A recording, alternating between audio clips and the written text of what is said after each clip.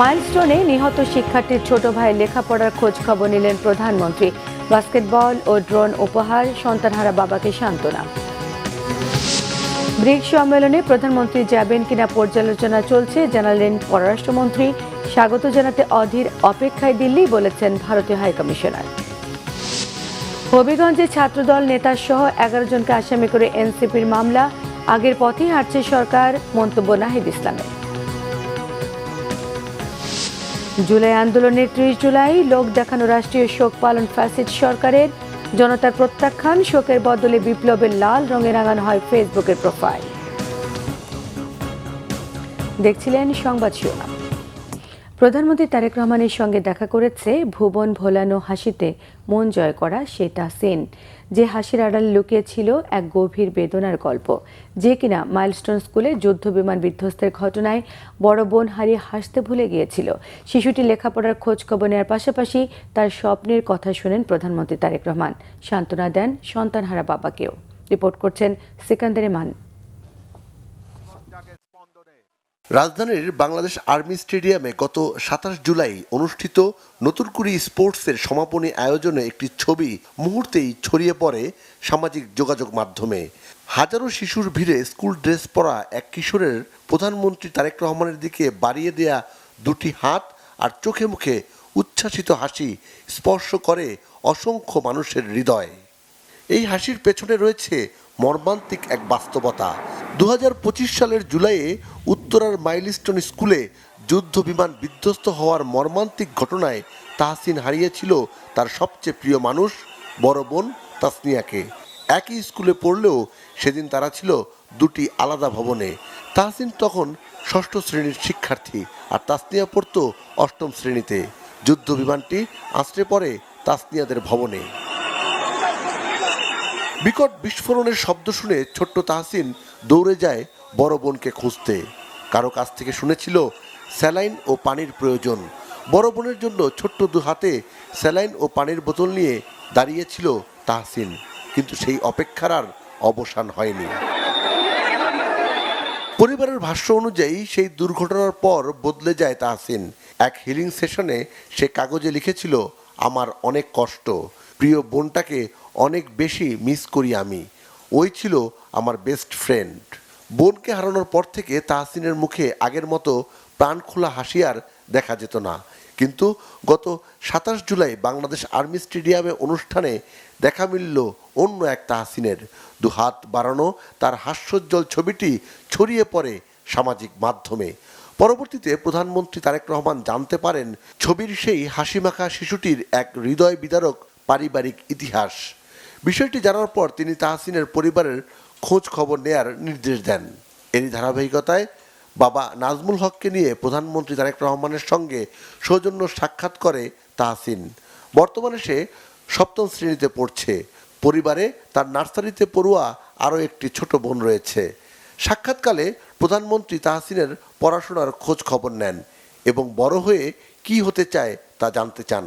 তাহসিন জানায় সে বড় হয়ে একজন সফল ব্যবসায়ী হতে চায়, এছাড়া এমন কিছু করতে চায় যার মাধ্যমে মানুষের উপকার হয়।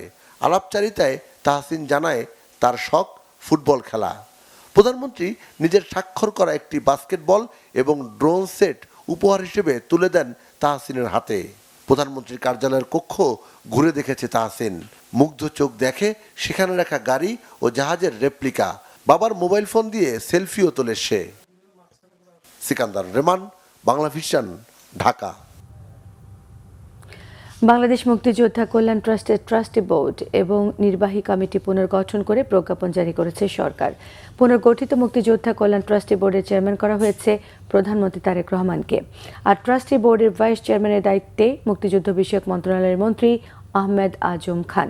সদস্য করা হয়েছে মুক্তিযুদ্ধ বিষয়ক প্রতিমন্ত্রী ইশরাক হোসেন, সংসদ সদস্য ফজলুর রহমান, মোহাম্মদ মনিরুল হক চৌধুরী, জয়নুল আবেদিন ফারুককে। এছাড়া মুক্তিযোদ্ধা কল্যাণ ট্রাস্টের নির্বাহী কমিটির সভাপতি হয়েছেন মুক্তিযুদ্ধ বিষয়ক মন্ত্রী আহমেদ আজম খান। সদস্য হিসেবে অন্তর্ভুক্ত হয়েছেন মুক্তিযুদ্ধ বিষয়ক প্রতিমন্ত্রী এবং ঢাকা 6 আসনের সংসদ সদস্য ইশরাক হোসেন। নির্বাহী কমিটির অন্য সদস্যরা হচ্ছেন সংসদ সদস্য মোহাম্মদ ফজলুর রহমান, মনিরুল হক চৌধুরী এবং জয়নুল আবেদিন ফারুক, অর্থ বিভাগ এবং শিল্প মন্ত্রণালয়ের সচিব। বাংলাদেশের প্রধানমন্ত্রী তারেক রহমানের সফরের জন্য ভারত অধীর আগ্রহে অপেক্ষা করছে বলে জানিয়েছেন ঢাকায় নিযুক্ত দেশটির হাইকমিশনার দীনেশ ত্রিবেদী। জানান, গঙ্গা চুক্তি নিয়ে দুদেশের যৌথ ওয়ার্কিং গ্রুপ কাজ করছে। প্রধানমন্ত্রী তারেক রহমানের সফর হলে এ বিষয়ে ইতিবাচক অগ্রগতি হবে বলে দিল্লি আশাবাদী। এদিকে ভারতের আমন্ত্রণে ব্রিক্স সম্মেলনে প্রধানমন্ত্রী তারেক রহমান যাবেন কিনা পর্যালোচনা চলছে বলে জানিয়েছেন পররাষ্ট্রমন্ত্রী ডক্টর খলিলুর রহমান। রিপোর্ট করছেন ইমরুল কায়েস। চলতি বছর 12 জুন বাংলাদেশে আসার পর এই প্রথম পররাষ্ট্র মন্ত্রণালয়ে গেলেন ভারতের high commissioner Dinesh Trivedi.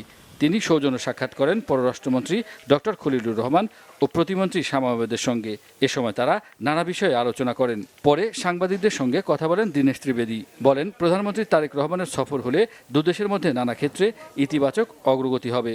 Thing is the prerogative of the Honorable Prime Minister, and of course from our side I can tell you for sure that we are anxiously waiting for the Honorable Prime Minister of Bangladesh for a visit to India, and I'm sure in the near future it will happen. We are very hopeful, and we are all looking forward. Honorable Prime Minister, I'm sure, visits India, and the working group will have their own papers. So things, I'm looking forward to everything which is positive. এরপর doctor Khalilur Rahman সাংবাদিকদের সঙ্গে কথা বলেন। সৌজন্য সাক্ষাতে বিস্তারিত আলোচনা না হলেও তিনি জানান, সমতার ভিত্তিতেই দুদেশের সম্পর্ক এগিয়ে যাবে এমন প্রত্যাশা জানিয়েছেন তিনি। দুদেশের সম্পর্ক রিসেটের ব্যাপারে এটা তো আমরা আগেও বলেছি, এবং এই বিষয়ে আমরা দুজনেই ঐক্যমত পোষণ করি। আগামীতে আমাদের দুদেশের সম্পর্ক যাতে আমরা পারস্পরিক স্বার্থ সামনে রেখে, এবং আমি বাংলাদেশ ফার্স্ট এটা সবসময় বলি, এখনও বলছি, সার্বভৌম সমতার ভিত্তিতে আমরা এগিয়ে নিয়ে যাব। এই বিষয়ে আমরা একমত পোষণ করি। প্রধানমন্ত্রীর আমন্ত্রণ বিষয়ে আপনারা বলেছেন, আমরা সেটা এখন রিভিউ করছি এবং আমরা এ বিষয়ে একটা সিদ্ধান্ত নেব এবং আপনাদেরকে আমরা সেটা তাৎক্ষণিকভাবে জানাবো। পররাষ্ট্রমন্ত্রী বলেন, যুক্তরাষ্ট্রের দক্ষিণ ও মধ্য এশিয়া বিষয়ক বিশেষ দূত সার্জিও গোরের সফরের মধ্য দিয়ে দুদেশের সম্পর্ক আরও এগিয়ে যাবে। সব দেশের সঙ্গে আমাদের স্বার্থ অক্ষুণ্ণ রেখে, আমাদের স্বার্থকে এগিয়ে নিয়ে আমরা সম্পর্ক বৃদ্ধির চেষ্টা করেছি। এটা কারোর সঙ্গে সম্পর্ক উন্নয়ন মানে এই নয় যে আরেকজনের সঙ্গে সম্পর্ক অবনতি হচ্ছে। চীনের সঙ্গে আমাদের একটা অত্যন্ত ভালো সফর হয়েছে। ভবিষ্যতে যদি ভারতে আমাদের প্রধানমন্ত্রী যান, আমরা আশা করব সেই সফরটিও অত্যন্ত ভালো হোক। এবং এই যে মিস্টার গোর আসবেন, আমার সঙ্গে সেক্রেটারি অফ স্টেটের রুবিও সাহেবের সঙ্গে দেখা হয়েছে। এগুলো হচ্ছে এই ইন্টারাকশনগুলোর মাধ্যমে আমরা সম্পর্ক এগিয়ে নিতে চাচ্ছি। বাংলাদেশের সঙ্গে তো একটা দেশের না, বহু দেশের সম্পর্ক আছে। এইটা তো স্ত্রী এবং সতীনের মধ্যে মারামারি নয় ভাই, হ্যাঁ, এটা হচ্ছে স্বার্থের ভিত্তিতে সম্পর্ক। যেখানে আমাদের স্বার্থ আমরা সেখানে যাব। বাংলাদেশ সবার সঙ্গে সুসম্পর্ক রাখবে বলে জানান তিনি। ইমরুল কায়েস, বাংলা ভিশন, ঢাকা। রাজধানী মতিঝিল শাপলা চত্বরে হেফাজতে ইসলামের সমাবেশকে ঘিরে হত্যা ও মানবতা বিরোধী অপরাধের মামলায় সাবেক বস্ত্র ও পাট মন্ত্রী আব্দুল লতিফ সিদ্দিকীকে গ্রেফতার করেছে ঢাকা মহানগর গোয়েন্দা পুলিশ। ডিবির অতিরিক্ত কমিশনার শফিকুল ইসলাম জানান, সন্ধে 6:30টায় রাজধানী গুলশান থেকে লতিফ সিদ্দিকীকে গ্রেফতার করা হয়। তার বিরুদ্ধে সোমবার গ্রেফতারি পরোয়ানা জারি করে আন্তর্জাতিক অপরাধ ট্রাইব্যুনাল। শাহবাগ থানার সন্ত্রাস বিরোধী আইনের মামলায় আজ সিএমএম আদালতে হাজিরা শেষে সাংবাদিকদের আব্দুল লতিফ সিদ্দিকী জানিয়েছেন, শাপলা চত্বরে হেফাজতে ইসলামের সমাবেশ ঘিরে হত্যা ও মানবতা বিরোধী অপরাধের মামলায় গ্রেফতার না হলে আগামী রবিবার কিংবা সোমবার ট্রাইব্যুনালে তিনি নিজেই আত্মসমর্পণ করবেন। হবিগঞ্জে বিএনপি এনসিপি সংঘর্ষের ঘটনায় জেলা ছাত্রদল সভাপতি শাহ রাজীব আহমেদকে প্রধান আসামি করে 11 জনের নামে মামলা করেছে জাতীয় নাগরিক পার্টি এনসিপি। এ মামলায় অজ্ঞাত আরও শতাধিক ব্যক্তিকে আসামি করা হয়। জেলা এনসিপি সদস্য সচিব মাহবুবুল বারী মুবিন বাদী হয়ে মামলাটি দায়ের করেন। মঙ্গলবার সন্ধ্যায় হবিগঞ্জ শহরের টাউন হলের সামনে পদযাত্রা শেষে ফেরার পথে এনসিপির নেতাদের গাড়িতে হামলা হয়। এ ঘটনায় বুধবার সন্ধ্যায় বাহুবল থানার কামাইছড়া পুলিশ ফাঁড়িতে মামলাটি দায়ের করা হয়। এ সময় এনসিপির কেন্দ্রীয় এবং স্থানীয় নেতারা উপস্থিত ছিলেন। এর আগে বিকেলে হবিগঞ্জে যাবার পথে মৌলভীবাজারের শ্রীমঙ্গলে পুলিশের বাধার মুখে পড়েন এনসিপি নেতারা। এরপর পুলিশের বাধা উপেক্ষা করে এগিয়ে গেলেও হবিগঞ্জের মিরপুর এলাকায় ফের বাধার মুখে পড়েন তারা। বিকেল 3টায় হবিগঞ্জের উদ্দেশ্যে আসার পথে হবিগঞ্জ এবং মৌলভীবাজারের সীমান্তবর্তী মুছা নামক স্থানে পুলিশ এনসিপির গাড়িবহর আটকে দেয়। এই সময় পুলিশের সঙ্গে এনসিপি নেতা হাসনাত আবদুল্লাহ এবং সার্জিস আলম সহ কেন্দ্রীয় নেতৃবৃন্দের বাগবিতণ্ডা হয়। ভাবে তারা ক্ষমতায় থেকে দেশকে নৈরাজ্যের দিকে নিয়ে যাচ্ছে। তারা গণভোটের গণরায় মানে নাই, তারা স্বাধীন পুলিশ কমিশন করে নাই, অর্থাৎ তারা সন্ত্রাস নির্ভর তারা একটি রাষ্ট্র তৈরি করতে চাচ্ছে। যেটা আগে ছিল সেটাকে তারা অব্যাহত রাখছে। গতকালকে হবিগঞ্জে আমরা মানুষের সাথে কথা বলেছি, আলোচনা করেছি। যখন বের হব সেই সময় আমাদের উপরে হত্যা চেষ্টা করা হয় এবং বিএনপির ডিজি কাউন্সিল যারা অনুসারী রয়েছে তারা আমাদের উপরে চেইন, হকি স্টিক, রামদা দিয়া হলো আঘাত করে। স্থানীয় সরকার মন্ত্রী মির্জা ফখরুল ইসলাম আলমগীর জানিয়েছেন, প্রধানমন্ত্রী তারেক রহমানের নেতৃত্বে পরিকল্পনা অনুযায়ী এগিয়ে যাচ্ছে দেশ। তবে সবকিছু রাতারাতি পরিবর্তন সম্ভব নয়। রাজধানীতে এক অনুষ্ঠানে তিনি আরো বলেন, ফ্যাসিস্ট সরকার পতনের পর দেশে যে একটি সুযোগ এসেছে, একটি সম্ভাবনা তৈরি হয়েছে, তরুণ সমাজকে তা কাজে লাগাতে হবে। বিস্তারিত সৈকত সাদিকের প্রতিবেদনে। দ্য বাংলাদেশ ডায়ালগ টিভিডি ও আহসানুল্লাহ ডিবেটিং ক্লাবের যৌথ উদ্যোগে আহসানুল্লাহ বিজ্ঞান ও প্রযুক্তি বিশ্ববিদ্যালয়ে হয়ে গেল এক বিতর্ক প্রতিযোগিতা। দেশের বিভিন্ন স্কুল, কলেজ ও বিশ্ববিদ্যালয়ের মোট ৮২টি দল এতে অংশ নেয়। অনুষ্ঠানে প্রধান অতিথি ছিলেন স্থানীয় সরকার মন্ত্রী মির্জা ফখরুল ইসলাম আলমগীর। বক্তব্যে জুলাই অভ্যুত্থানে তরুণদের ভূমিকা তুলে ধরেন তিনি। বলেন, সবার সামনে দেশ পরিবর্তনের একটা সুযোগ এসেছে। এবার আমাদের সামনে একটা সুযোগ এসেছে। এই জন্য আমি বলছি কথাগুলো যে আপনারা নিশ্চয়ই লক্ষ্য করেছেন যে আমাদের বর্তমান প্রধানমন্ত্রী তিনি কিন্তু বাংলাদেশের নির্বাচিত অতিথি ফিরে এসে প্রথমে যে কথাটা বলেছিলেন যে আমার একটা পরিকল্পনা আছে। এটা আমাকে অত্যন্ত আকৃষ্ট করেছিল যে তিনি অন্য কোনো কথা বলেননি। তিনি চেয়েছেন যেখানে এই দেশটাকে আবার নতুন করে গড়ে তুলতে হলে একটা পরিকল্পনা দরকার। সেই পরিকল্পনা কাজ শুরু করেছে। আর্থিক সমস্যা সহ নানা চ্যালেঞ্জ মোকাবেলা করে সরকার পরিকল্পনা অনুযায়ী কাজ শুরু করেছে বলে জানান মির্জা ফখরুল। তরুণদের দেশপ্রেমে উজ্জীবিত হওয়ার আহ্বান জানান তিনি। অনেক চ্যালেঞ্জ, এত বড় বড় চ্যালেঞ্জ রয়েছে যে সেই চ্যালেঞ্জগুলোকে মোকাবেলা করে রাতারাতি সবকিছু হয়ে যাবে এটা মনে করার কোনো কারণ নেই। কিন্তু একই সঙ্গে আমরা অত্যন্ত আশাবাদী হয়ে উঠেছি। আশাবাদী উঠেছি এই জন্যে যে আমরা দেখতে পাচ্ছি যে আমাদের তরুণরা তাদের যে ক্ষমতা দিয়ে, তাদের দেশের প্রতি যে ভালোবাসা দিয়ে তারা যে একটা অসম্ভবকে সম্ভব করেছে, একটা ফ্যাসিবাদকে একই দিয়ে একটা গণতান্ত্রিক পরিবেশ সৃষ্টি করেছে, উদার একটা গণতান্ত্রিক ব্যবস্থাকে প্রতিষ্ঠা করার সুযোগ এনে দিয়েছে। এই জিনিসটা আমাদের জন্য একটা বিরাট পাওয়া বলে আমি মনে করি। তরুণদের গণতান্ত্রিক চর্চা ও নেতৃত্ব বিকাশে এ ধরনের আয়োজন গুরুত্বপূর্ণ ভূমিকা রাখবে বলেও মনে করেন অন্যান্য বক্তারা। সৈকত সাদিক, বাংলা ভিশন, ঢাকা। নির্বাচন কমিশন স্বাধীনভাবে দায়িত্ব পালন করছে না বলে অভিযোগ করেছেন জামায়াতে ইসলামের সেক্রেটারি জেনারেল মিয়া গোলাম পরওয়ার। রাজনৈতিক নিয়োগ বন্ধ না হলে নির্বাচন নিরপেক্ষ হবে না বলে তিনি মন্তব্য করেন। সকালে আগারগাঁওয়ে নির্বাচন কমিশন ভবনে প্রধান নির্বাচন কমিশনার এএমএম নাসিরউদ্দিনের সঙ্গে বৈঠক করেন জামায়াত ইসলামের সেক্রেটারি জেনারেল। বৈঠক শেষে জামায়াতের সেক্রেটারি জেনারেল জানিয়েছেন, স্থানীয় সরকার নির্বাচনকে সুষ্ঠু গ্রহণযোগ্য করার জন্য কমিশনের সঙ্গে আলোচনা করেছে। নির্বাচনের বিধিমালায় পরিবর্তন আনার জন্য এসিকে 9টি প্রস্তাব দেওয়া হয়। অভিযোগ করেন, বিএনপির রাজনীতিতে যুক্ত শামসুল আলমকে নির্বাচন কমিশনের অতিরিক্ত সচিব করা হয়েছে।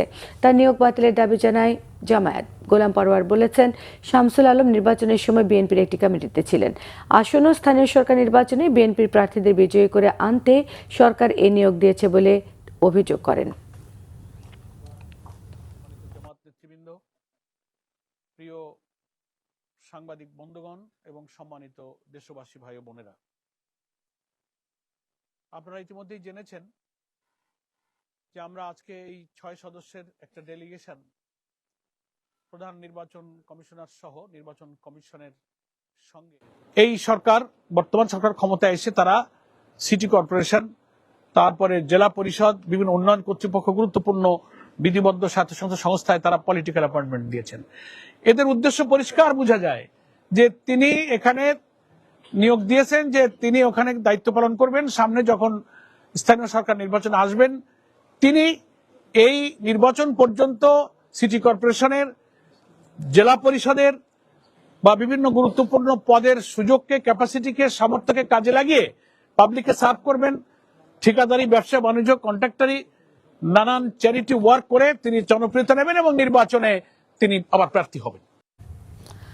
2024 30 জুলাই এদিন কোটা সংস্কার আন্দোলনকে ঘিরে সহিংসতায় নিহতদের স্মরণে রাষ্ট্রীয় শোক পালন করেছিল ফ্যাসিস্ট সরকার।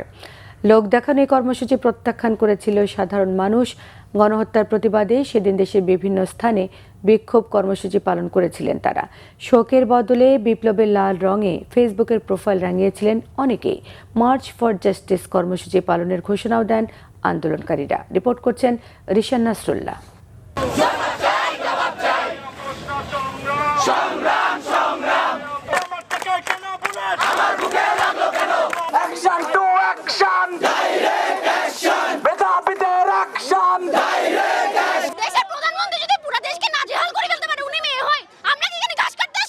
রক্তাক্ত জুলাইয়ের প্রতিটি দিনই ছিল আধার পেরিয়ে আলোর পথে কাঙ্ক্ষিত যাত্রার এক একটি মাইল ফলক। 16 জুলাই থেকে রাজপথে রক্ত ঝরেছে অনেক, তবুও তারুণ্যের চোখে প্রাণের বিনিময়ে ফ্যাসিবাদের অবসান আর বৈষম্যহীন রাষ্ট্র গঠনের অদম্য চাওয়া ছড়িয়ে পড়ে গোটা জাতির মননে। 2024 সালের 30 জুলাই রাষ্ট্রীয় শোক পালন করছিল আন্দোলনকারীদের দেখামাত্র গুলির নির্দেশ দেওয়া আওয়ামী লীগ সরকার। আহতদের দেখতে হাসপাতালে গিয়েছিলেন শেখ হাসিনা। প্রাণহানির ঘটনায় সুষ্ঠু তদন্তে জাতিসংঘের সহায়তা দেওয়ারও ঘোষণা দিয়েছিলেন। তবে ফ্যাসিস্টদের এই লোক দেখানো কর্মসূচি প্রত্যাখ্যান করেছিলেন আন্দোলনকারীরা। ঢাকা সহ সারা দেশে চোখে মুখে লাল কাপড় বেঁধে হত্যাকাণ্ডের বিচার ও সরকারের পদত্যাগের দাবিতে নানা কর্মসূচি পালন করেছিলেন শিক্ষক, শিক্ষার্থী সহ নানা শ্রেণী পেশার মানুষ। সরকারি শোক প্রত্যাখ্যান করে সামাজিক যোগাযোগ মাধ্যমের প্রোফাইল লাল রঙে রাঙিয়েছিলেন বিক্ষুব্ধ নাগরিকরা। ছাত্রছাত্রীদেরকে বিরুদ্ধে অযথা মিথ্যা মামলা ঘর থেকে বাচ্চাদেরকে ধরে নিয়ে আসতেছে। যে বাবা মার বুকটা খালি হয়ে গেছে, তাদের ঘরে কি চলে, কোথায় আছে তারা, কিভাবে আছে? 6 সমন্বয়কের মুক্তি এবং আন্দোলনকারীদের উপর গুলি না চালানোর নির্দেশনা চেয়ে করা রিটের শুনানিতে সব মৃত্যুই দুঃখজনক বলে মন্তব্য করলেও সেদিন গণহত্যা বন্ধে কোনো পদক্ষেপ নিতে পারেনি আদালত। ছাত্রর বাইরে যারা এখানে আসছে তারা টোকাই আছে, তারা বিএনপি, জামাত, জঙ্গি, আওয়ামী লীগ ছিল লাঠি নিয়ে, কোনো জায়গায় অস্ত্র ছিল না। আমরা আমাদের সন্তানদের রক্ষা করার জন্য এসেছি, কারো বাপের প্রয়োজনে আমরা এখানে আসিনি। অন্যদিকে 6 সমন্বয়ক সহ ডিবির হাতে আটক সকল শিক্ষার্থীকে মুক্তি দিতে 24 ঘন্টার আলটিমেটাম দিয়েছিল বিক্ষুব্ধ নাগরিক সমাজ।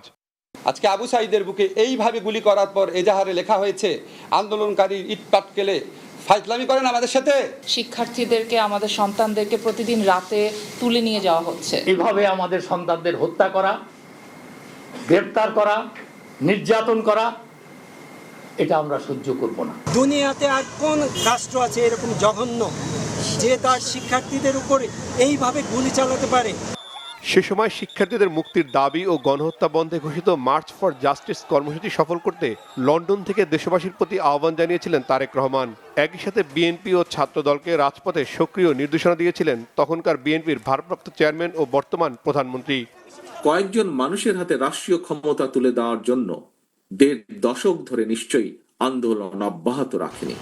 এদিন বাংলাদেশে কোটা সংস্কার আন্দোলন ঘিরে আইন শৃঙ্খলা বাহিনীর অতিরিক্ত বল প্রয়োগ ও মানবাধিকার লঙ্ঘনের বিশ্বাসযোগ্য প্রমাণের খবরে উদ্বেগ জানান জাতিসংঘ মহাসচিব আন্তোনিও গুতেরেস। দেখামাত্র গুলির নির্দেশ দেয় এবং আইন বহির্ভূত হত্যাকাণ্ড নিয়ে গভীর উদ্বেগ জানিয়েছিলেন ইউরোপীয় ইউনিয়নও। সংবাদ সম্মেলনে গণগ্রেপ্তারের অভিযোগ অস্বীকার করেছিলেন তখনকার সরকারের মন্ত্রীরা। তাদের বক্তব্যে ছিল আন্দোলনকারীদের দমনের প্রচ্ছন্ন হুমকি। কোন নিরপরাধ ব্যক্তিকে আমাদের জানা মতো আটক করা হচ্ছে না। পিছন থেকে দেখা যায় এগুলি শিবিরের সদস্য কিংবা জামাতের সদস্য। আমরা টিকটক, ইউটিউব এবং ফেসবুককে তাদেরকে একটা ব্যাখ্যা প্রদানের জন্য মৌখিকভাবে লিখিতভাবে উত্তর দানের জন্য চিঠি দিয়েছিলাম। 2024 সালের 30 জুলাই আন্দোলন থেকে মানুষের দৃষ্টি সরাতে জামায়াতকে নিষিদ্ধের পথে হাঁটতে শুরু করে ফ্যাসিস্ট আওয়ামী লীগ সরকার। কোন আইনি প্রক্রিয়ায় হবে সেটা যখন আমরা সিদ্ধান্ত নিব তখন বলব। রিশান নাসরুল্লাহ, বাংলাভিশন, ঢাকা।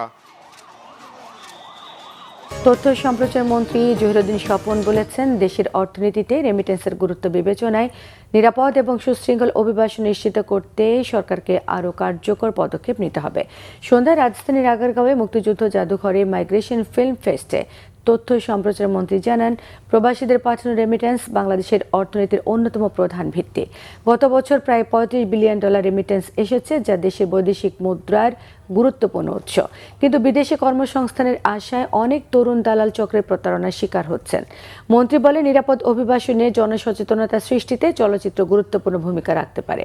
তবে শুধু অভিবাসীদের মানবিক সংকট তুলে ধরলেই চলবে না, নীতি নির্ধারণে কোথায় দুর্বলতা রয়েছে এবং তা কিভাবে দূর করা সম্ভব সেটিও চলচ্চিত্রে তুলে ধরা দরকার।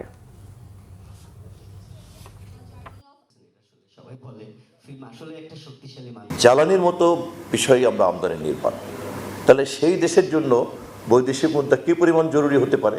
আর সেই বৈদেশিক মুদ্রা উপার্জন করার জন্য আমাদের হাতে আছে কিন্তু দুটো জায়গা, একটা হচ্ছে আমাদের গার্মেন্টস রপ্তানি RMG, আর একটা হচ্ছে ছেলেরা বিদেশ যাচ্ছে, ঝুঁকি নিচ্ছে, নিয়ে ওখানে গিয়ে যে রেমিটেন্সটা পাঠাচ্ছে, এটাই আমাদের একমাত্র সম্বল।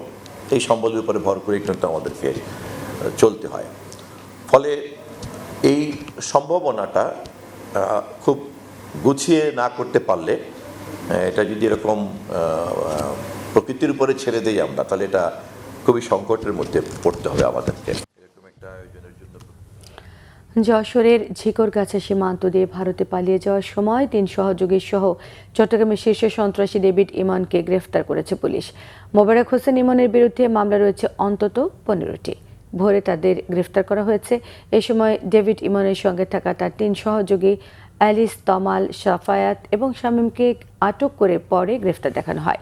চট্টগ্রামের আলোচিত সন্ত্রাসী মোবারক হোসেন ওরফে ডেভিড ইমনকে গ্রেফতারের আগে কয়েকদিন ধরে তার অবস্থান শনাক্তে কাজ করছিল আইন শৃঙ্খলা বাহিনী। গোপন খবরের ভিত্তিতে পুলিশ যশোরের বিভিন্ন এলাকায় নজরদারি বাড়ানোর পর ঝুমঝুমপুর এলাকা থেকে ইমন সহ তার 3 সহযোগীকে আটক করা হয়। বিদেশে পলাতক আরেক শীর্ষ সন্ত্রাসী সাজ্জাদ আলী ওরফে বড় সাজ্জাদের সহযোগী সাজ্জাদ আলী বর্তমানে ভারতে রয়েছেন। সংবাদ শেষ করব, শিরোনামগুলো আরও একবার জানিয়ে দিই। মাইলস্টোনে নিহত শিক্ষার্থীর ছোট ভাইয়ের লেখাপড়ার খোঁজ খবর নিলেন প্রধানমন্ত্রী। বাস্কেটবল ও ড্রোন উপহার, সন্তানহারা বাবাকে সান্ত্বনা। ব্রিক্স সম্মেলনে প্রধানমন্ত্রী যাবেন কিনা পর্যালোচনা চলছে, জানিয়েছেন পররাষ্ট্রমন্ত্রী। স্বাগত জানাতে অধীর অপেক্ষায় দিল্লি, বলেন ভারতীয় হাইকমিশনার। হবিগঞ্জে ছাত্রদল নেতাসহ 11 জনকে আসামি করে এনসিপির মামলা, আগের পথেই হাঁটছে সরকার, মন্তব্য নাহিদ ইসলামের। জুলাই আন্দোলনের 30 জুলাই লোক দেখানো রাষ্ট্রীয় শোক পালন ফ্যাসিস্ট সরকারের, জনতার প্রত্যাখ্যান। শোকের বদলে বিপ্লবের লাল রঙে রাঙানো হয় ফেসবুকের প্রোফাইল। এ ছিল এখনকার মতো। পরের সংবাদ সকাল 7:30টায় দেখার আমন্ত্রণ রইল। এছাড়া বাংলাভিশন সংবাদ ও সংবাদ সংশ্লিষ্ট অনুষ্ঠান দেখতে ভিজিট করুন www.bbnews24.com, facebook.com/banglavishnnews, সাবস্ক্রাইব করুন youtube.com/banglavishnnews। সঙ্গে থাকায় ধন্যবাদ।